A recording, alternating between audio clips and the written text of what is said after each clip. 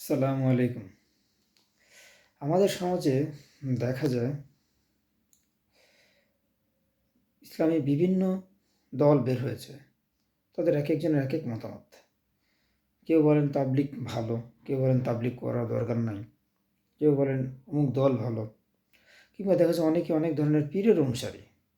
আবার এক পীর অন্য পীরকে বলেন তিনি ভালো না, ভণ্ড। আবার ইভেন বক্তাদের মধ্যেও পার্থক্য আছে। এক বক্তা বলেন যেটা, আরেক বক্তা সেটা নাই বলেন। অথচ ইসলাম হলো একটি ধর্ম।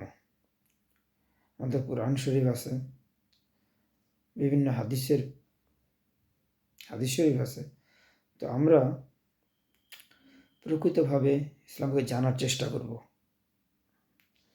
এক একজন তার মতামত দিয়ে কিংবা তার নিজস্ব ফায়দা নেওয়ার জন্য একই বিষয়কে ব্যঙ্গ করে উপস্থাপন করলো, সেটা কিন্তু সঠিক হবে না।